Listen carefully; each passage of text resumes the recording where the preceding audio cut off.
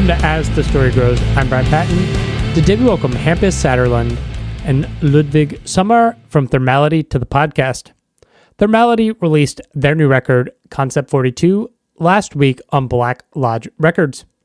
The guys talk about their early start as metal fans, meeting and forming a band in high school, the process of growing up as musicians and people, the ideas on Concept 42, and more. Thanks so much for listening to this episode of As the Story Grows. If you're brand new to the show, welcome. Thanks for checking us out. You can find links in our show notes or at asthestorygrows.com for our Discord server, our Patreon page, and our mailing list. Enjoy today's conversation with Hampus and Ludvig from Thermality.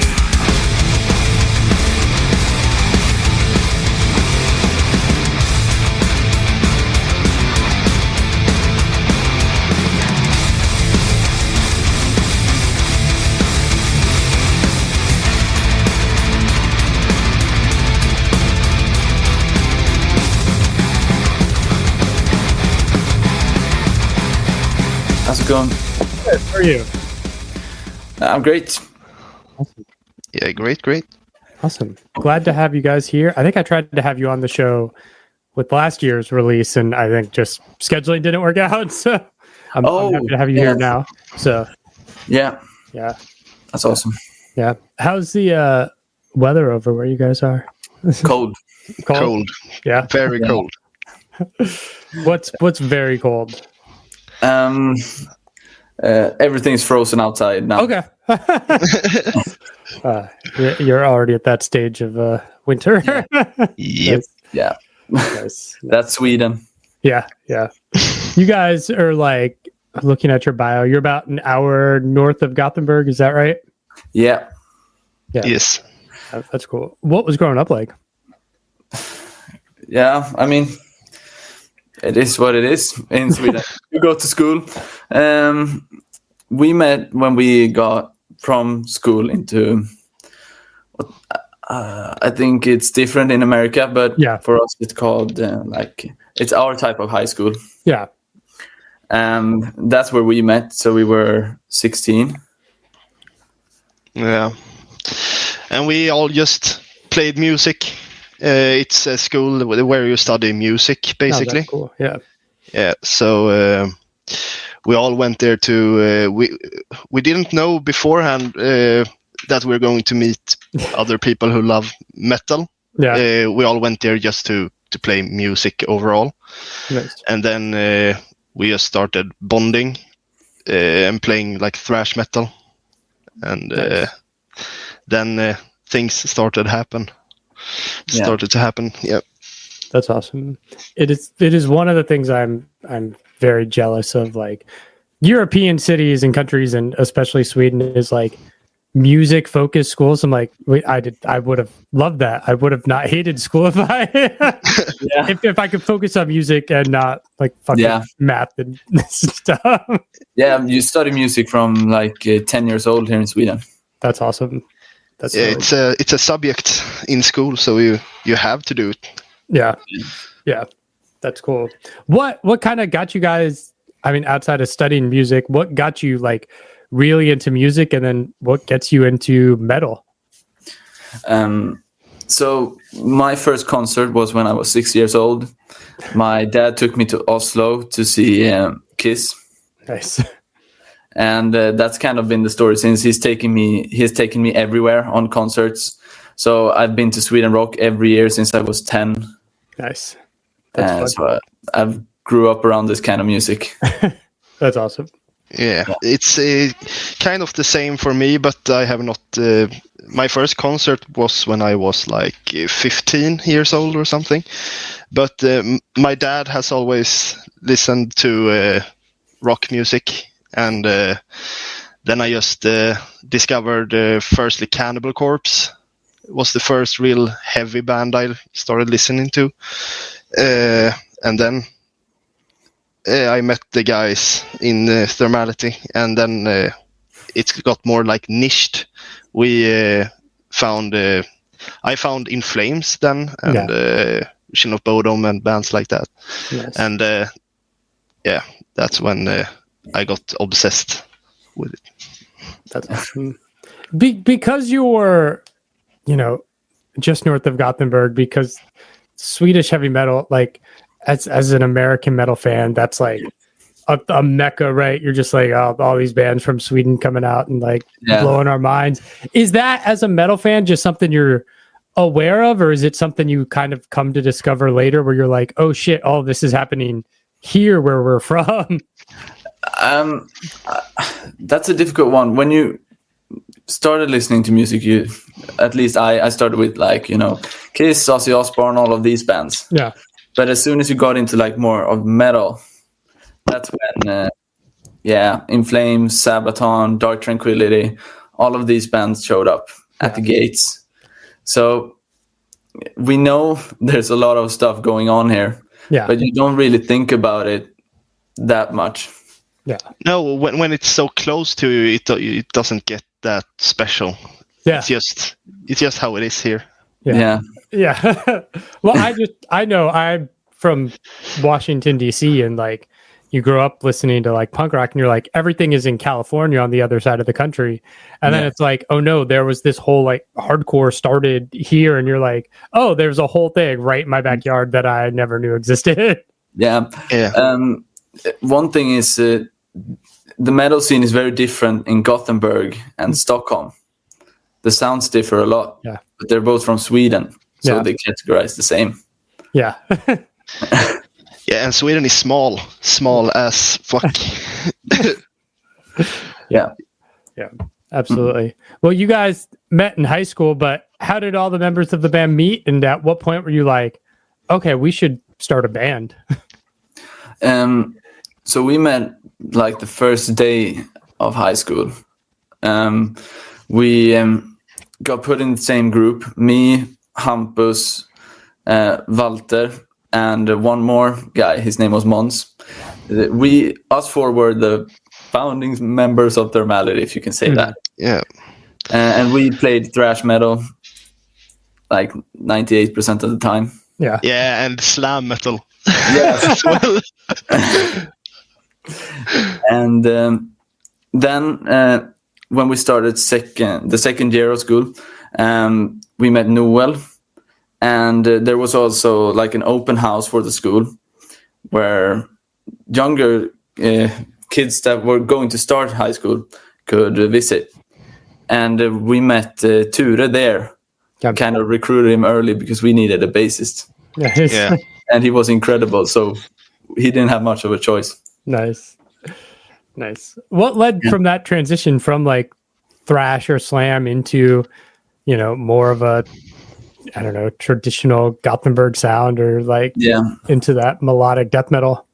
When we started out, it was already pretty melodic. Okay. Even if it was thrash, it was a lot of melodies in it. And we went around like on the streets shouting and trying to learn how to scream. Yeah. And then I learned false chord that way. So if you pair the melodies with the growl, it kind of naturally progresses into melodic death metal. Yeah. What was the inspiration for the band name? I don't know. No one really knows. No one. It just came from nothing. We just wrote down very much names, like 100 names, and then we just started saying them, and whatever sounded cool. Nice. The thing that sticks, it sticks. Yeah. It felt natural when we got there in the end. Yeah, and started calling us Thermality. There were a lot of bad names in between there. Yeah. Not that the one we landed on is the best, but there were a lot worse options.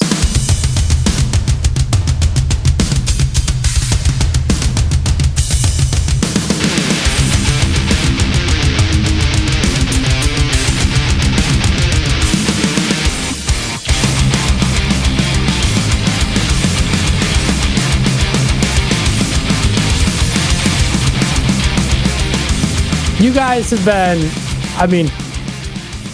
very, what's the word? prolific so far early in the career. I mean, 2023, 2024, we're here in 2025, an album a year plus an EP. Is that just, I don't know, because you're young and maybe have not done a lot of touring yet? I don't know what your show schedule has been like, or is it just like, I don't know, you're really inspired and it's just like, why not get as much music out as possible as quickly as you can? I think it's a bit of a combination between the two. We haven't played nearly as much as we would like. We love playing live. It's the most fun part of it, of it all. But so between like the calm periods where we have nothing, we just write, and we can write a song in a day when we feel like it. So some songs just take a couple of hours to make from the start. Especially when you haven't hanged out with your friends for a while in the band, and then you just hang out and start writing something. It all it just comes naturally. And when we were in school, the school had a studio that you can go into and record. So naturally we were there all the time. Between all breaks, instead of going to lunch, we went into the studio. We recorded songs. We tried to write. We tried to become better at our niche. What led you guys to Black Lodge? We just kind of, after we released Before I Get to Rest and then Tales from the North, we weren't like, some people had heard of us, but we wanted to we were proud of what we had made, and we kind of wanted to share it with someone, more people. So we sent a mail to Black Lodge. Nice. And that's all we did, and said, here is our next album, because we had written the next one. And we said, we're going to Fredrik Nordström at Studio Fredman at this date. We will send you the songs again then, and you can say what you think. And I think they were very happy with what they heard. Nice. Yeah, it seemed like that, because the first response we got was like, this is the best shit I have ever heard. So well, maybe not those exact words, but something along those lines. Something along those lines. Does it feel like, I don't know, a quick rise? I mean, you hear stories of bands struggling all the time, and you guys as teenagers, that first record, you email the record label, they're like, yeah, let's do it. And you're 4 years in, you're on album 3. At that point, when we first got in touch with Black Lodge, it was like 4 months after we released Before I Get to Rest. So at that period of time, it went very fast, everything. And we didn't really think it would go that fast or that easy, if you can say that. We just took a chance and thought maybe.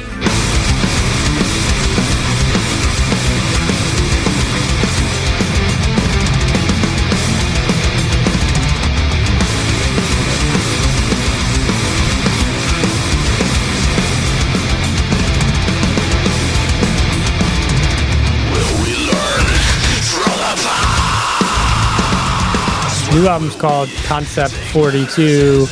What was the thought process behind that title? And kind of as you were writing this record, I mean, you're growing up in this band. How do you see the musical and lyrical evolution taking place so far?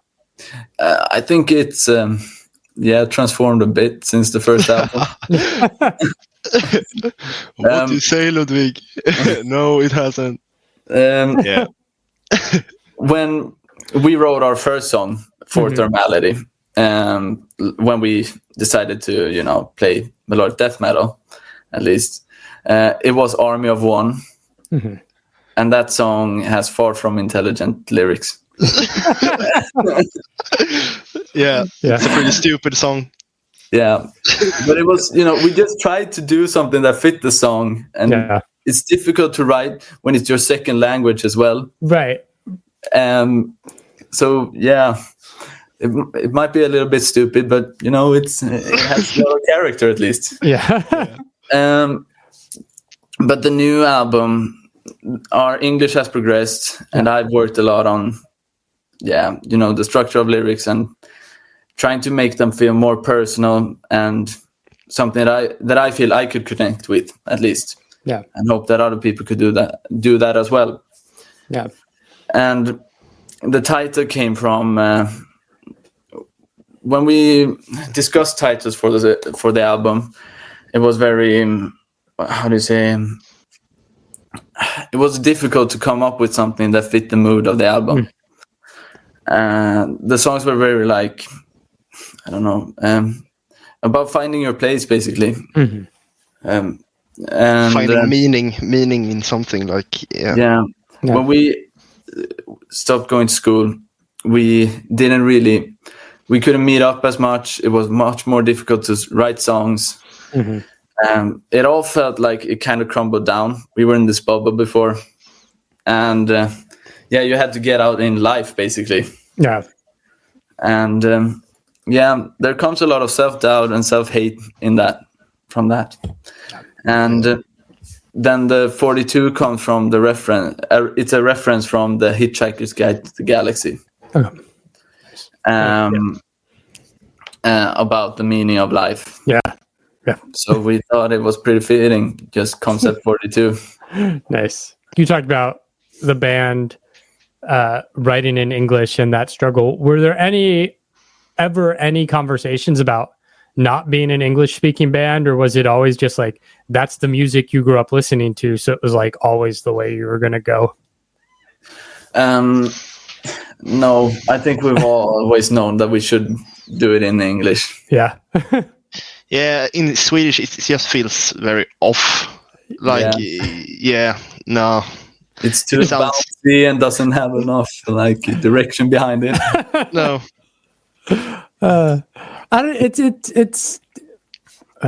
It's so fascinating. I've talked to so many bands across Europe, and it's like English is so prevalent, and it's just like everyone's like our language would sound bad in metal, and I'm just like, I don't know. Maybe we just try it. Yeah. Maybe if more people embrace that, it would be, I don't know. It would just be more normal to the ears as opposed to like sounding weird, right? I don't know.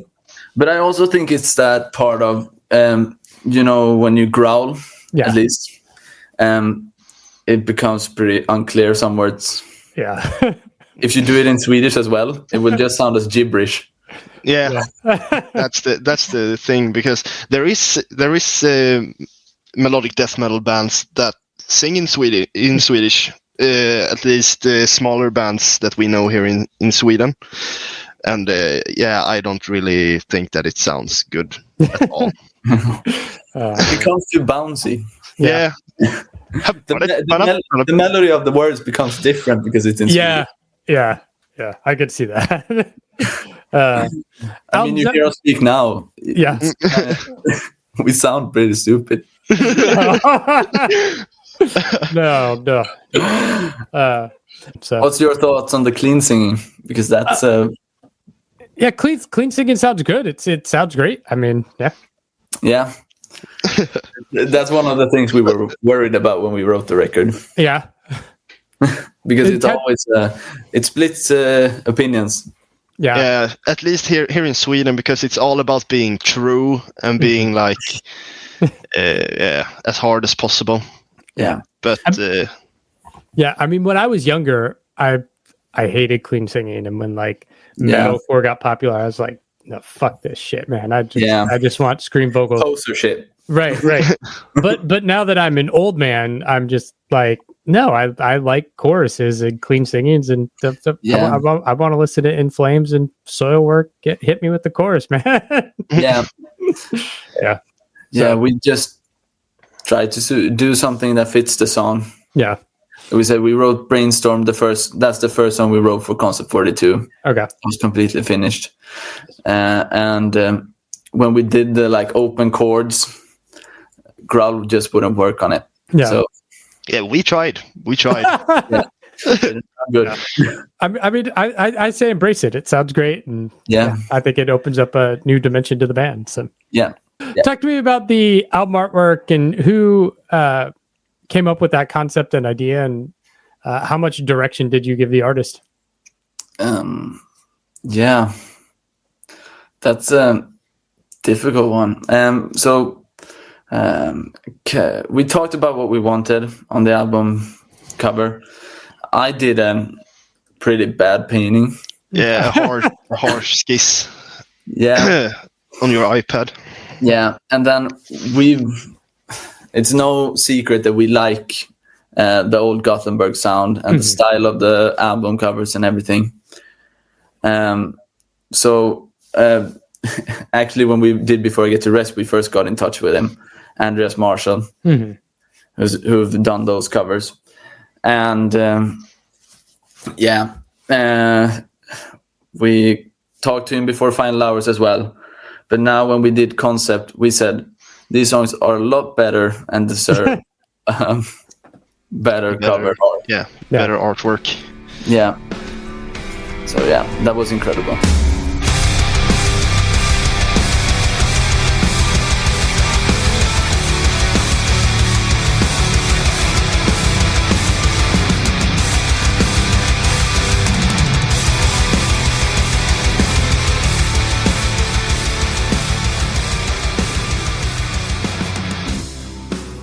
Album's out next Friday. What's the plan? Are you doing a release show next week? And then are you kind of looking at like big plans for 2026, or are we already looking to like next year's Thermality record? I mean, you never know. Yeah, we know. Nah. When it comes to live shows, we're trying to get in contact with like booking agencies and stuff, because it's very difficult to know venues and know people. So we're trying to get in contact with those kinds of people. Okay. We hope that we will be able to do a release show, but we don't know that either yet. Yeah. No. Everything is a bit up in the air. But if we don't get abroad next year, I think there will probably be another record. Yeah. Yes. Yeah. I mean, that's kind of the balance, right? If you're not on the road, like, what else are you going to do? Like, yeah, you can't just sit and do nothing. Is this the end?